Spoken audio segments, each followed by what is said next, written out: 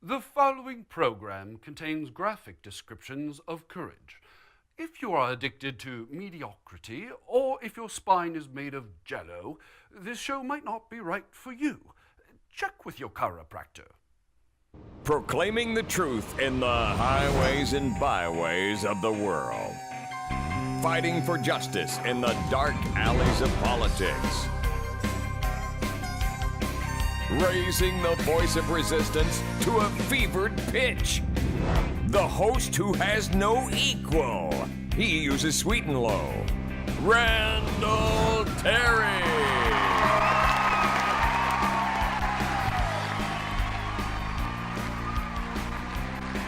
Welcome, ladies and gentlemen. It is I, your servant Randall. If you think I'm a liar, you must be a follower of Mao Zedong or Karl Marx. Oh, almost got it. Good to be with you. Thank you. I love you. I love you. I love you. Day 4 in our time capsule. Yes, and today is my favorite, ladies and gentlemen. We're going to take a look at slavery.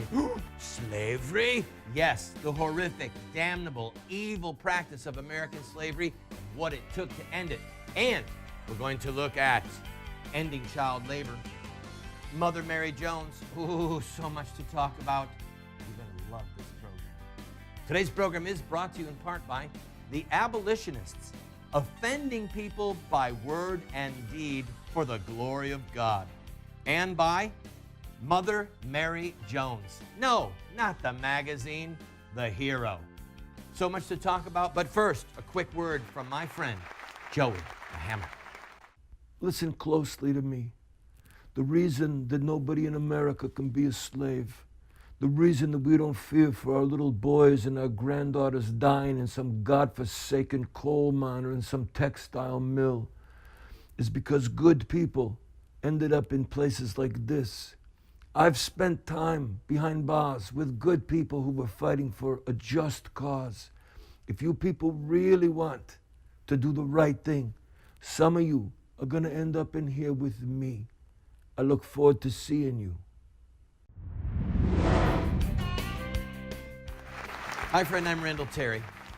Well, I hope you've enjoyed this entire week as we've looked at the history of social revolution. We're going to culminate today with what I believe is the most heroic group of people to fight against the social injustice in America up until the present, except for pro-lifers, and that is the abolitionists, those who fought to end slavery. Learn from these lessons and apply them in the battles that matter today, and trust me, you'll prevail. I'm going to read to you now a few lines from some of the key leaders in the abolitionist movement, the movement to end slavery. Now, while you're listening, remember, apply these to today's battle to end child killing. The first words are from William Lloyd Garrison. He was a key abolitionist leader, arguably the most famous for a couple of decades in the mid-1850s, and he was the publisher and editor of a newspaper called The Liberator. This is his editorial from his #1 issue, released on January 1st, 1831.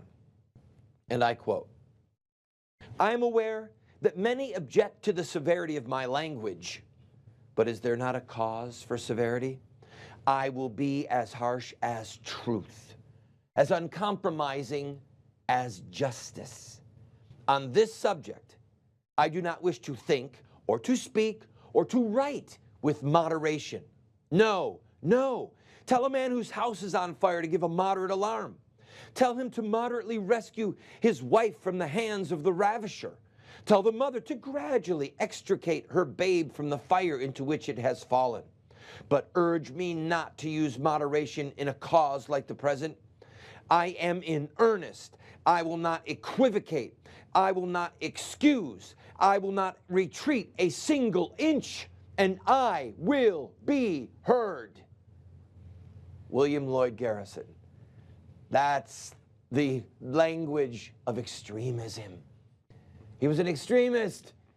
He was intolerant. He was awesome. Now, I want to read to you the words of a man called Theodore Weld. He wrote a book called American Slavery as It Is. Read to you just a little portion at the beginning. He spoke of slaves and he said, they are frequently flogged with terrible severity, have red pepper rubbed into their lacerated flesh, and hot brine, spirits of turpentine poured over the gashes to increase the torture.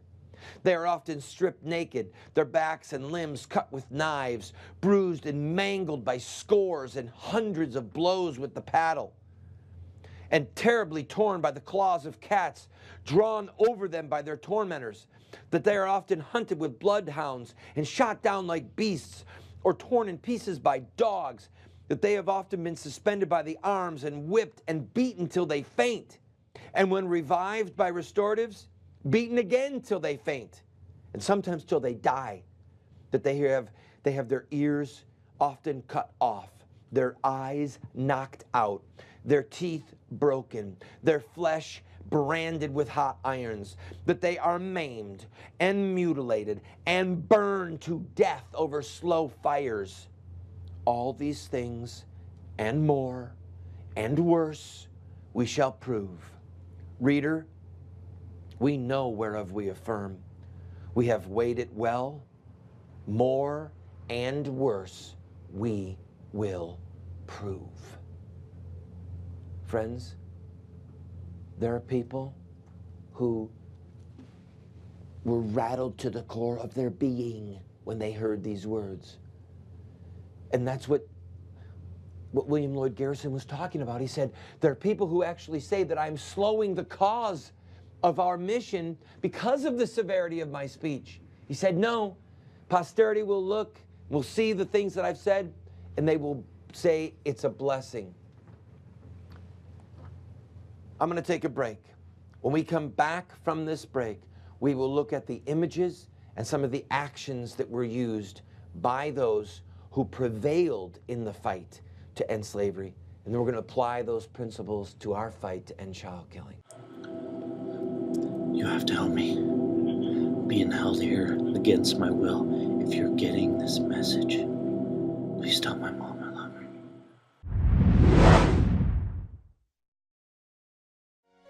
And Jesus said, "Woe to you, scribes and Pharisees, hypocrites!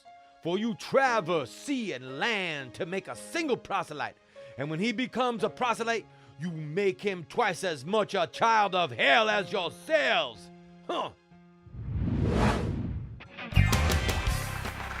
I'm Randall Terry.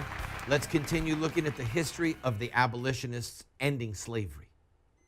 Those words that we just looked at in the last episode, those were not the kind of things you said in polite company. Well, even worse in polite company were the images that the abolitionists showed to bring slavery to an end. Look at this image of this man's back, scarred, torn. This was revolting to look upon. Look at these other images. These images were not tasteful.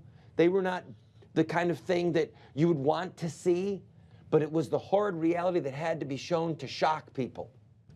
Look at this picture of Frederick Douglass sitting next to a white woman.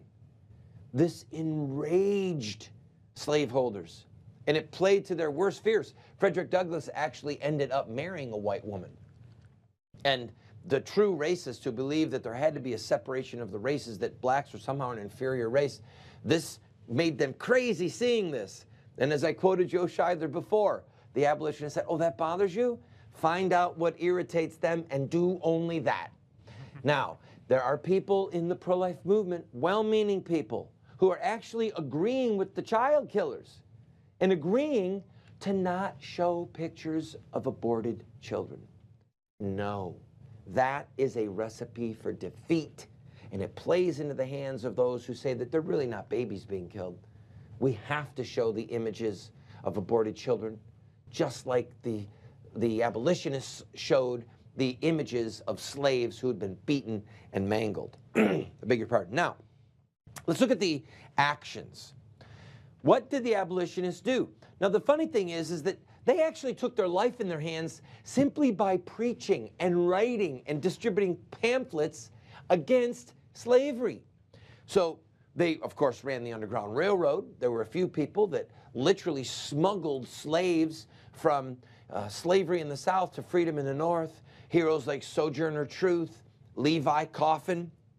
There were those who were buying slaves, who literally would raise money from people who loved freedom and would show up at the slave block, and their rhetoric and the images that they used, the things that they were saying were very edgy.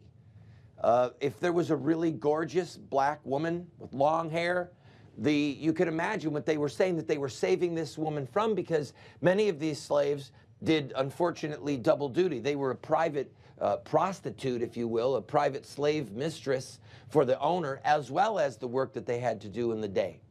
So when you think of ending slavery, you have to remember that in that era, to print a pamphlet or a newspaper which decried slave traders and slaveholders, you were actually taking your life in your hands. So let's talk about some of the sacrifices. I want to focus on one man, a Presbyterian minister named Elijah Lovejoy, who ran a newspaper in a free state. And he had his press. He was the editor. As well as being a minister, he was an editor of the newspaper. And because he was writing against slavery, he had his press. They broke into his print shop, took his press, smashed it up, and threw it in the Mississippi River. He bought another press. He continued to publish editorials against slavery. They broke in and took that press, smashed it, threw it in the Mississippi. A third time it happened. On the fourth time, they bought a very expensive press from New York City. He had it shipped in and delivered in the middle of the night. The mayor gave them protection to protect the press, to protect the building with the use of force. So he had a group of people with him in the building protecting the press. The mob had found out that it arrived. The next day, they got people whipped up in the city. They started drinking and carrying on. After sunset, they came with torches and said, "Give us the press." Lovejoy was inside with some of his friends. They said, "We're not giving this press up, and the mayor has given us permission to fight." They shot at the building. Elijah and his friends returned fire. A bunch of the people on the outside were hit. One of them was killed. So now the mob is enraged. They take torches. They go and they set fire to the building where the press is. Lovejoy and one of his friends run outside, put the fire out, run back in. They set fire to the building again. Lovejoy runs out. This time they're waiting for him. They ambush him. Bang, bang. 5 shots. He takes 5 shots to his body. Staggers inside the building. Says, "I'm shot," and falls on the floor and dies. The next day, they take the press, smash it, and throw it in the river. And then at his funeral, the slave advocates were jeering and cheering when his procession walked by in a mockery of him. When you think what people went through to end slavery, and then compare that with the small prices that we have to pay to end child killing, there should be an embarrassment and a shame that comes over us. Because you can write, you can speak, you can use the internet, you can call talk radio. There's so many ways that you can promote the pro-life message, showing the images of the babies, saying this is murder, this is child killing, the blood of babies is crying from the ground, and yet we're afraid to do it. And when there's so little cost. I'm going to take a break. When we come back, we're going to take a look at the end of child labor. I need to be healed. Heal me. I'm starting to feel something, Father. He's the one. He's the one. Your people are sick. In your souls, you are sick. I want to be normal like you. There are 2 places where socialism will work. In heaven, where it is not needed, and in hell, where they already have it. Sir Winston Churchill. Why don't we fear our sons and our daughters dying in coal mines or textile mills? Because of the movement to end child labor. Learn from these lessons and adopt them into the fights that we face today. We're going to focus on the words of a lady named Mother Mary Jones. Her nickname was Mary Jones, a fascinating woman, a Catholic, an Irish fighter. She said, "The employment of children is doing more to fill prisons, insane asylums, almshouses, reformatories, slums, and gin shops than all the efforts of reformers are doing to improve society." Her most famous line, "Pray for the dead and fight like hell for the living." she was Catholic. And then she said, "Rise up and strike. Strike until the last one of you drop into your graves. We are going to stand together and never surrender. Boys, always remember you ain't got a damn thing if you ain't got a union." Now, there are people who grate at her words today. You can believe that they grated at her words then. But that was the point, to jolt people. Now, some of her actions, or rather, let's look at the images first. Look at this cartoon. This man literally eating children. See the one down in his mouth, as well as the one in his finger? Or this man pulling his great chariot with these half-dead children as his slaves? Or these pictures of boys in coal mines, girls in textile mills. There was a man that was actually hired to take pictures of these boys, and he, in a speech, he said, "People are getting sick of seeing these images of children working in horrible conditions." Basically, he said, "We are too, but we're going to keep showing them until we end child labor." And he said, ultimately, these pictures are going to be a part of the historical record. We have to show the images that are distasteful and use the words that are distasteful. Actions. Mary Jones would lead strikes constantly to help the coal miners to try and get some safety and to get children out of danger. She would instigate a strike, and then if people crossed the strike line, she would have women, the wives of miners that were striking, come into the coal fields with brooms and beat the scabs out of the field with brooms.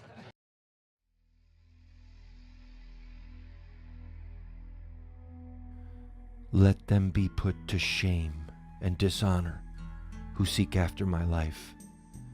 Let them be turned back and confounded who devise evil against me. Let them be like chaff before the wind, with the angel of the Lord driving them on. Amen.